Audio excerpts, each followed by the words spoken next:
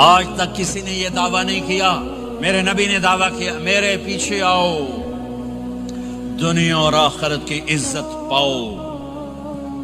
ایک بدو آیا، کہنے لگا اے محمد، آپ نے کہا لبیک۔ اب بدتمیزی کا جواب ہمیشہ محبت سے دیتے تھے، آپ نے کہا لبیک۔ کہنے لگا تین باتیں سمجھ میں نہیں آتی تمہاری۔ آپ نے کہا کیا؟ کہ تم کہتے ہو ہم باپ دادے کا دین چھوڑ کر تیرے دین پر آئیں گے، ہم کیوں چھوڑیں گے؟ اچھا، اور کہ تم کہتے ہو روم فتح ہو جائے گا، ایران فتح ہو جائے گا، اتنے بڑے بادشاہ یہ تیرے فقیر بندے کیسے فتح کریں گے؟ اچھا، تیسری کہ تم کہتے ہو مر کے مٹی ہو کر پھر زندہ کیے جائیں گے۔ کون زندہ ہوا ہے آج تک؟ کوئی پیو دادا ساڈا اٹھی تے قبریں سارے موئے پہ کتھوں آ گئے؟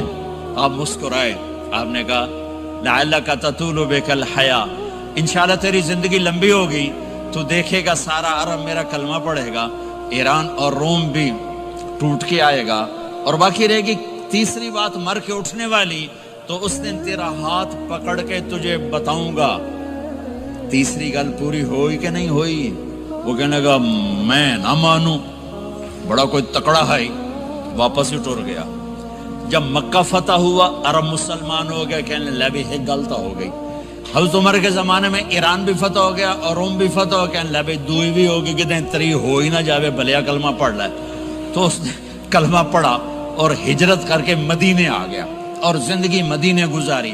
حضرت عمر جب وہ آتا ان کی مجلس میں، حضرت عمر اس کو فل پروٹوکول دیتے، تو صحابہ حیران ہوتے، ایک بدو کے لیے عمر جیسا بندہ پروٹوکول کیوں دیتا ہے؟ تو ایک دن انہوں نے فرمایا میں تمہیں بتاؤں میں سے کیوں پروٹوکول دیتا ہوں؟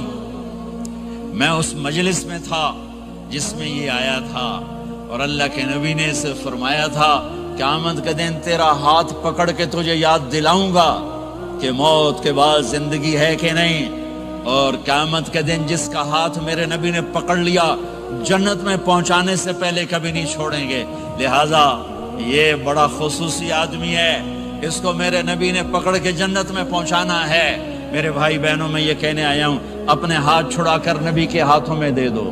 میرے نبی ایک خوبصورت زندگی لے کر آئے جس میں کچھ حصہ عبادات، مختصر عبادات ہیں، نماز 5 وقت ہے، باقی کچھ نہیں، روزہ سال کے بعد ہے، وہ ابھی آ رہا ہے۔ میرے نبی پہ 9 رمضان آئے، 9 میرے نبی پر 9 رمضان آئے۔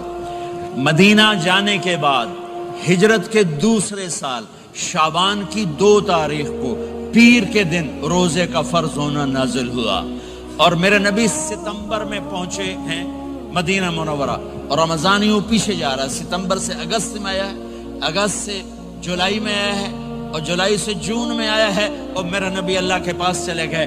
سارا رمضان میرے نبی نے گرمی کا گزارا، 9 رمضان سارے گرمی کے روزے، اور میرے نبی کی سحری ہوتی تھی 2 کھجور اور 1 گلاس پانی پر روزہ رکھتے تھے عام طور پر، کبھی کبھی کھانے کو بھی مل جاتا تھا، لیکن 2-3 کھجوریں اور 1 گلاس پانی۔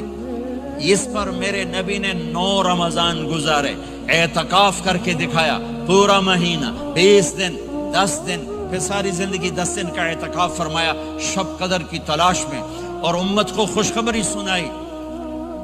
رمضان آ رہا ہے تو میں تھوڑی سی تفصیل بتا دوں۔ میرے نبی ممبر پر آئے، کہنے لگے ماذا یستقبلکم وماذا تستقبلون، وہ کون آ رہا ہے؟ صحابہ وہ کون آ رہا ہے؟ پھر ہم نے کہا وہ کون آ رہا ہے؟ حضرت عمر کھڑے ہو گئے، یا رسول اللہ اوحی نزل، کیا کوئی وحی آ گئی؟ کہا کیا کوئی دشمن آ گیا؟ نہیں۔ تو پھر کون آ رہا ہے؟ آپ نے کہا رمضان آ رہا ہے، رمضان آ رہا ہے۔ جنت کے دروازے کھل گئے، جہنم کے دروازے بند ہو گئے، رات کی تراویح کی نماز ملی۔ آپ کا رمضان آج کل بڑا اوکھا ہوگا لیکن اجر بھی بڑا ہوگا۔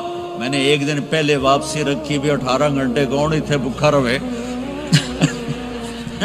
آپ تو پھنسے ہوئے، میں تو نہ پھنسوں، تو اس کا اجر بھی اس کے مطابق ہوگا، اجر بھی اس کے مطابق ہوگا۔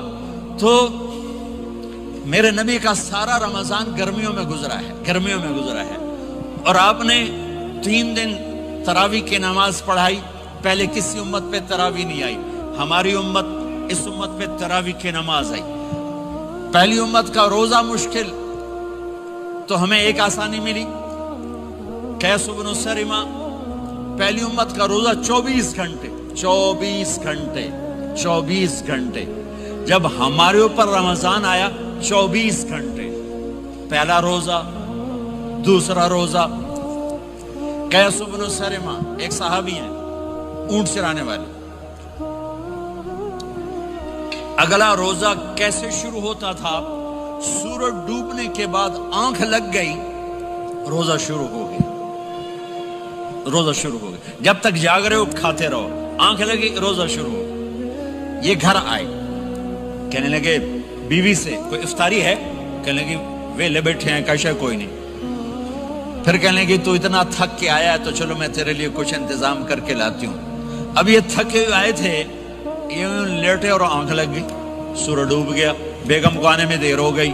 جب وہ آئی دیکھا تو سوئے ہوئے، کہا لگتا ہے ابن سرمہ، ارے سرمہ کے بیٹے تیرا تو کم ہو گیا۔ ان کی آنکھ کھلی، کیا ہوا؟ کہ اگلا روزہ شروع ہو گیا۔ تو ظہر کی نماز میں آئے مسجد میں تو بے ہوش ہو کے گر گئے۔ تو اللہ کے نبی نے پوچھا اس کو کیا ہوا؟ کہ یا رسول اللہ یہ سحری کے بغیر روزہ شروع کر دیا۔ تو میرے نبی کا دل ایک دم مٹھی میں آیا، تو میرے اللہ نے قرآن اتارا، چل میرے حبیب آپ کو رنجیدہ نہیں دیکھ سکتا، آپ کی امت کو اجازت ہے سحری تک کھاؤ، کلوا واشربوا حتی یتبین لکم الخیط الابیض من الخیط الاسود من الفجر ثم اتموا الصیام الی اللیل۔ رات کو آسانی کر دی، کھاؤ پیو۔ پہلے جب روزہ شروع ہوا تو ہر شے حرام ہوگی، بیوی بھی حرام ہوگی، خامد بھی حرام ہوگا، ہر شے حرام ہوگی۔ ایک دو واقعات اس طرح اوپر نیچے آئے کہ میرے رب نے سارا نظام بدل۔ ایک اور بدو آ گیا، یا رسول اللہ میں تو مارا گیا۔ آپ نے کہا کیا ہوا؟ کہ میں روزے کی حالت میں بیوی کے پاس چلا گیا۔ آپ نے کہا اچھا تو غلام آزاد کر۔ کہ میں غریب بندہ کہاں سے غلام آزاد کروں؟ آپ نے کہا تو پھر 60 مسکینوں کو روٹی کھلا۔ کہنے لگا میں آپ مسکین ہوں، میں کتوں روٹی کھواؤں؟ آپ نے کہا اچھا پھر 60 روزے رکھ۔ کہنے لگا ایک روزے آئے کم کیتا، 60 روزے کتوں؟ ایک روزے میں یہ چاند چڑھایا، 60 روزوں میں کیا کروں گا؟ تو آپ بڑا ہنسے۔ آپ نے کہا اچھا بہ جا۔ تھوڑی دیر گزری تو ایک صحابی آئے، یا رسول اللہ یہ صدقے کی کھجوریں ہیں۔ تو آپ نے او بھائی کتنے ہیں؟ جو بیٹھا چورے آ، یہ لے جا اور مدینے کے 60 غریبوں کو دے دے۔ وہ کہنے لگا یا رسول اللہ اللہ کی قسم مدینے میں مجھ سے بڑا غریب کوئی نہیں، تسی یہ نہیں کرو، میرا جرمانہ مینوں ہی حلال کرو۔ تو آپ اتنا ہنسے کہ یہ دانت نظر آنے، یہ داڑے نظر آئے، اتنا ہنسے یہاں تک آخری دانت نظر آنے لگے۔ آپ نے کہا اچھا بھائی تیرا جرمانہ تینوں ہی حلال کیتا، پر اور کسے واسطے نہیں، صرف تیرے واسطے۔ تو یہ اوپر نیچے ایسے کام ہوئے تو میرے رب نے کرم کیا کہ چلو تمہارے لیے رات ساری حلال ہے، ہر حلال چیز حلال ہے۔ سحری کے بعد ختم۔ تو روزہ کھانے کا ٹائم تبدیل کیا، ایک نماز کا اضافہ کیا، تراویح۔ وہ چونکہ مشکل ہوتی ہے تو اللہ نے اجر بڑھا دیا۔ میرے نبی نے خوشخبری سنائی، میری بات دھیان سے سننا، رمضان آنے والا ہے، تراویح آنے والی۔ تراویح کے ہر سجدے پر 1500 نیکی، 1500 نیکی۔ یہاں کی سب سے بڑی مسجد کون سی ہے؟ جامعہ اسلامیہ اصلاح کی مسجد والے۔ 1500 نیکی آپ کو سمجھ میں نہیں آئے گی۔ ایک چھوٹا سا اشتہار لگا دیں، جو ہماری مسجد میں تراویح پڑھے گا اس کو $15 ملیں گے، ہر سجدے پہ $15۔ اگلے دن تسی دادیاں نہیں چاہ کے لے جاؤ، تو دادیاں تے تو لڑائی شروع ہو جاؤ، اما تو میرے نال ٹر، دادی تو میرے نال ٹر۔ میرے نبی کی خوشخبری، 1500 نیکی، 3 سیکنڈ کا سجدہ۔ ہر سجدے پر جنت میں سرخ یاقوت کا ایک محل، جس کے 60,000 سونے چاندی کے دروازے۔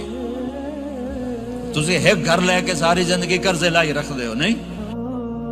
ایک سجدے پر، ایک سجدے پر، ایک سجدے پر جنت میں اتنا بڑا گھر کہ 60,000 سونے چاندی کے دروازے، ہر سجدے پر جنت میں ایک درخت سونے چاندی کا جس کا نیچے 100 سال گھوڑا دوڑ سکے، ایک روزہ، ایک روزہ۔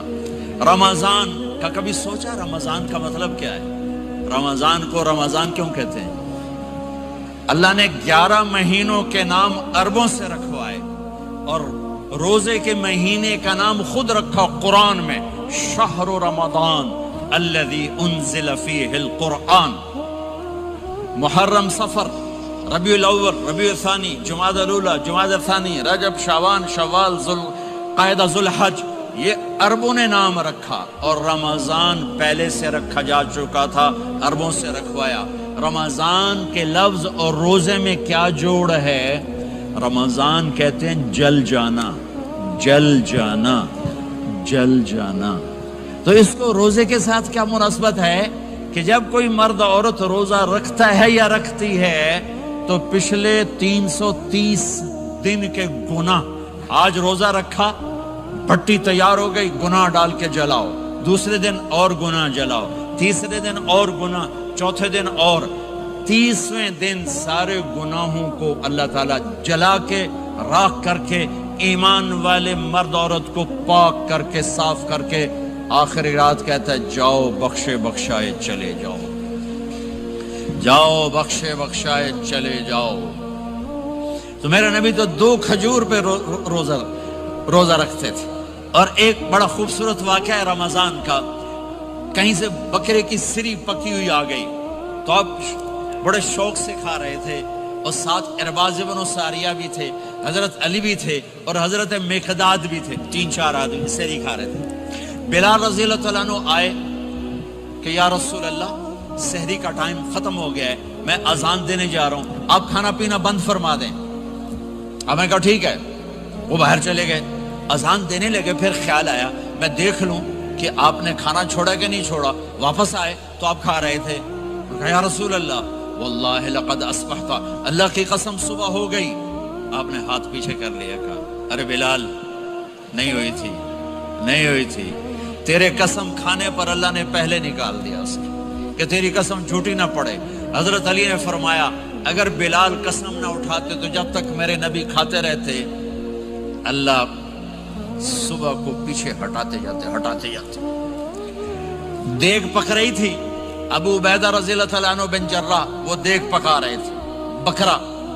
آپ نے کہا ابو عبید یہ مجھے بکرے کی دستی پکڑانا، اگلے بازو، آپ کو اگلے بازو کا گوشت پسند تھا، گردن کا گوشت پسند تھا، یہ کمر کی پٹھ کا گوشت آپ کو پسند تھا، دودھ پسند تھا، برنی کھجور پسند تھی، عجوا کھجور پسند تھی، تازہ روٹی پسند تھی۔ آپ یا تازہ کھاتے تھے یا فاقہ، توڑی طرح نہیں 8 دن دے پکا کے فریڈن ٹھوک دے ہو تو کٹ کے گرم کیتی رکھو تو کھاتی رکھو، یا آپ تازہ کھاتے تھے یا فاقہ فرماتے تھے۔ ایک دفعہ فتح مکہ پر ام ہانی کے گھر آپ نے باسی روٹی کھائی، ورنہ آپ نے ہمیشہ تازہ یا فاقہ، یا تازہ یا فاقہ، کبھی جس کھانے پہ رات گزر جاتی اسے نہیں کھاتے تھے۔ تسی ماشاءاللہ 8 راتوں جو کھدی جاندے ہاں۔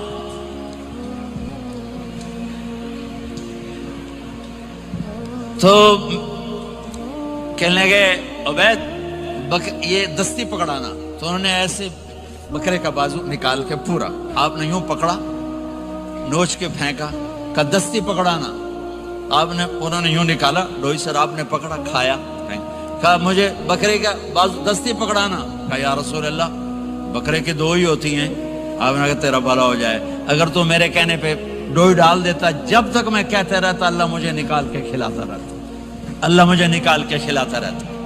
اللہ نے رمضان بھیجا ہوا ہے، رمضان آ رہا ہے، اللہ کی رحمتوں کا جنت کے دروازے کھل گئے، جہنم کے دروازے بند ہو گئے، ایک دوسرے کو معاف کر دو، روزے کی حفاظت کرو۔ آپ بہت سے بہن بھائی آئے بیٹھے ہو، لڑے ہوئے ہوگے، ناراض ہو گئے، میاں بیوی لڑے ہوئے ہوں گے، بھائی بہنیں لڑی ہوں گی، رمضان آ رہا ہے، تیاری کرو۔ جیسے حج پر جانے سے پہلے معافیاں مانگتے ہو، رمضان سے پہلے بھی ایک دوسرے سے معافی مانگو، ایک دوسرے کو معاف کرو، ایک دوسرے کو درگزر کرو، خود جا کے معافی مانگ لو، اللہ آپ کا مقام اونچا کر دے گا، مرتبہ اونچا کر دے گا۔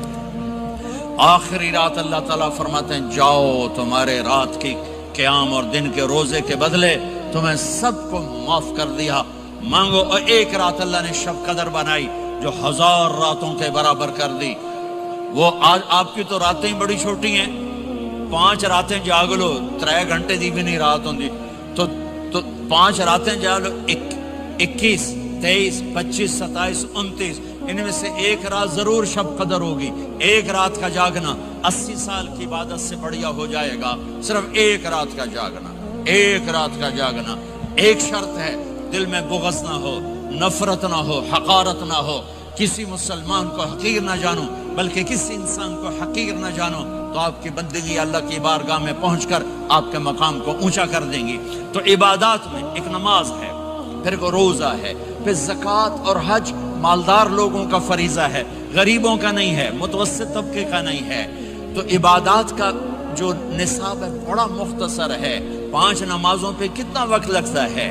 روزے سال کے بعد آتے ہیں، گنجائش ہے، بیمار ہو بعد میں رکھ لو، مریض ہو بعد میں رکھ لو، زکوٰۃ سارے سال میں کسی وقت دے دو، حج زندگی میں کب کسی وقت کر لو۔ یہ ایک چھوٹا سا نصاب ہے۔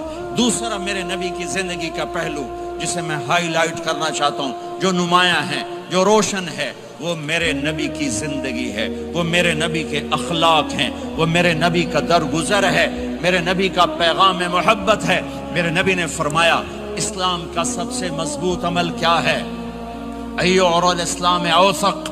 صحابہ نے کہا الصلاۃ، نماز، آپ نے کہا نہیں۔ جہاد، آپ نے کہا نہیں۔ روزہ، آپ نے کہا نہیں۔ حج، آپ نے کہا نہیں۔ اسلام کا سب سے مضبوط عمل کیا ہے؟ صحابہ، نماز، جی نہیں۔ جہاد نہیں، روزہ نہیں، حج نہیں۔ اچھا یا رسول اللہ پھر کیا ہے؟ سنو اور سے توجہ سے، میرے نبی نے فرمایا اسلام کا سب سے مضبوط عمل آپس میں محبت کرنا ہے، اللہ کے لیے محبت کرنا ہے، اللہ کے لیے محبت کرنا ہے، اللہ کے لیے محبت کرنا ہے۔ اسلام پیغام محبت ہے، میرے نبی کی زندگی محبت کی پوری تصویر ہے، کسی سے نفرت نہیں، بغض اللہ کے لیے، محبت اللہ کے لیے۔ یہ اسلام کا سب سے مضبوط عمل ہے۔ میرے بھائیوں، میری بہنوں، اب دور دراز جگہ میں ہو، اب آپ یہیں کے، جن کے پاس پاسپورٹ ہیں وہ یہیں کے شہری ہیں، یہ آپ کا دیس ہے، یہ آپ کا وطن ہے، اسے محبت سے بھرو۔ پاکستان کی نفرتیں یہاں نہ زندہ کرو، ہندوستان کی نفرتیں، بنگال کی نفرتیں یہاں مت زندہ کرو، آپس میں امت بن کے رہو، مذہب کے